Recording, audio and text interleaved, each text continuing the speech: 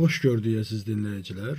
İran-Amerika gərginliyi fonunda demiştim ki, regionda müttəfiqliklər artıq yeni müttəfiqliklər yaranır və bu müharibədən sonra, məhz İranın belə deyək, zəifləməsindən sonra, rejiminin çöküşündən sonra biz regionda müəyyən müxtəliflikləri, müəyyən ittifaqları görməyə çalışdıq və bu ittifaqlar da əlbəttə ilk növbədə İsrailə qarşı çevrilmişdi və mən sizə bu barədə danışdım.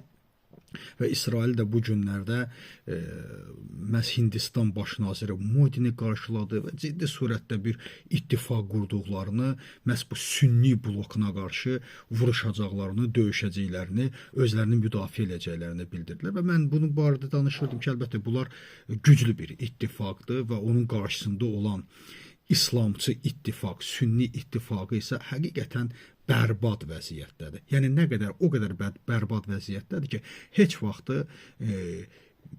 regionda güclü surətdə inkişaf edən Hindistan qarşısında və yaxud da ki, texnologiyada kifayət qədər güclü olan Pakistan qarşısında duruş gətirə bilməzlər. Elə bundan danışırdıq ki, məhz aydın oldu ki, bu səfər əsnasında məhz Hindistanın baş naziri Modinin İsrailə səfəri əsnasında elə bunun birinci zərbəsini biz gördük. Bu birinci zərbəsi Duran səddi boyunca məhz Əfqanistanın Pakistana hücumu oldu. Əfqanistanın Pakistana hücumu, bütün bunların mənası da ortada yoxdur. Nə üçün olduqları da aydın deyil. Zaten Əfqanistanda bir Taliban rejimi var. Onlar üçün sərhəd, milli, dövlətçiliyi nə olduğunu heç bilmirlər.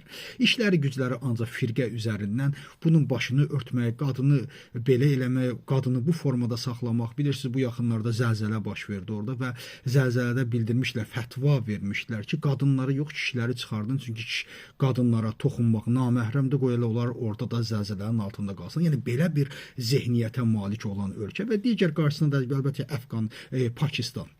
Pakistan da Hindistanın kifayət qədər düşmənidir və Pakistanın da içində baş verənlər Hindistandan fərqli deyil. Və bu əsnada açıqlamalar, Pakistan Müdafiə Nazirinin açıqlamaları çox maraq kəsb edir. Xavaca Asifin açıqlaması çox maraqlıdır və bu açıqlamalarda o Əfqanistana kifayət qədər kömək etdiklərinə ən pis vaxtlarda 5 milyon qaçqının onun ölkəsində olduğunu, barındırdığını bildirmişdi və bu günləri onun Hindistanın marionetkasına çevrilməsini bildirdi. Bunlar çox önəmlidir. Yəni demək ki, bu elə ittifaqın öz mənzildə yaranmasına qarşı belə verilən artıq cavab edir və isti bir cavab edir. Bu günlər bombardman gedir, artıq Kabil vurulur, Qəndahar vurulur və s. ərazilər vurulur və partlar. Baxın, bu da bildirdiyim kimi İslam ittifaqı. Bu yaxınlarda Pakistanın öz içində siz təsəvvür edin, 13 yaşlı bir qız uşağını, 13 yaşlı xristiyan olub, 45 yaşında bir kişi gəlib zorla götürür, aparır və özünə arvad edir. Buna anası, atası, qız özü deməli böyük bir koalisiya yaranır bunların arasında ki, bəs bizim qızımıza təcavüz edirlər və siz təsəvvür edin ki, Pakistan məhkəməsi qərar qəbul edir, İslam məhkəməsi, Pakistanın İslam məhkəməsi qərar verir ki, qız elə o 45 yaşlı kişidə qalmalıdır. Oradan da sürüyərək bu 13 yaşlı balaca kiçik uşağı aparırlar. Yəni aparır o kişi öz evinə. Sanki bir malı sürüyə yolun ortasında aparır. Yəni mənim demək istədiyim nədir? Pakistan bizim dostumuzdur, Pakistan bizim müttəfiqimizdir. Bunlar çox gözəl, çox yerində. Amma müttəfiqlik boş-boşuna olmamalıdır. Gərək biz həqiqətlərdən danışaq ki, həqiqətləri bilək. Dünyada sistemlər güclü olur. Dünyada dövlətin gücü sistemdədir, mənim məsələn, sistemdə. Bax, bu formatda. Bugün Pakistanın, Əfqanistanın heç bir fərqi yoxdur. Atom ölkəsi, insanlar atomu yemirlər. O atomdan Rusiyada da var. Neyə bilir? Heç nə eləyə bilmir. Əsas sistemdir və bugün Pakistan sistemi də bərbaddır.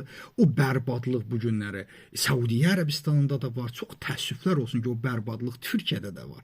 İxvancı bir siyasətlə, firqə siyasəti həyata keçirməklə, güya müəyyən bir populizmlə güclü olmaq olmaz. Sistem yaratmaq və sistemlə inkişaf etmək olar. Onda sən çox güclü müttəfiqlər də yarada bilərsən, sən çox güclü qonşuların da olar və inkişaf da eləyə bilərsən. Amma biz bugün İslam, bəzən insanlar insanlara biz bunu danışanda elə fikirləşirlər ki, biz İslama qarşıyıq, sünnizmə qarşıyıq, Türkiyə qəti bu belə deyil. Biz həqiqət deyirik və həqiqətləri ortaya qoyuruq. Baxın bu günləri Hindistan nəyi ilə inkişaf edir? Hindistan öz dini ilə inkişaf eləmir. Hindistanda 22 ştat var və təkcə müsəlmanın sayı orada 200 milyondan çox müsəlman var. Amma bu günləri öz ölkəsində ciddi bir iqtisadi islahat keçirdərək, ciddi bir pluralizm yaradaraq, hüquq yaradaraq bugün yüksələn xəttlə inkişaf edir. Və yüksələn xəttlə inkişafın qarşısında heç kəs qala bilməyəcək. Bu günləri Pakistanın üzərinə məhz Ramazan günü kimi göndərib və Əfqanistanı öz sünni qardaşını göndərib və bir-birini qırdırırlar.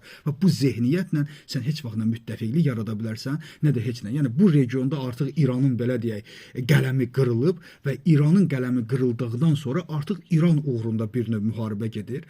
Və bu regionun vahidliyi, bu regionun ittifaqı uğrunda bir müharibə gedir və bu regionun ittifaqı uğrunda müharibə də təəssüflər olsun ki, sünni İslamçılıq, ixvançılıq üzərindən, belə deyək, monarxiya üzərindən həyata keçirilir və monarxiya üzərindən sən heç vaxt regionda bir gücə çevrilə bilməyəcəksən, əksinə özünü hədəfə gətirəcəksən, necə ki Pakistan hədəfə gəlib və bu ittifaq da darmadağın ediləcək və mən çox təəssüflənirəm ki, bu ittifaqda məhz Türkiyə kimi dövlətlər də sabah ortada tək qala bilər. Təşəkkür edirəm diqqətinizə görə.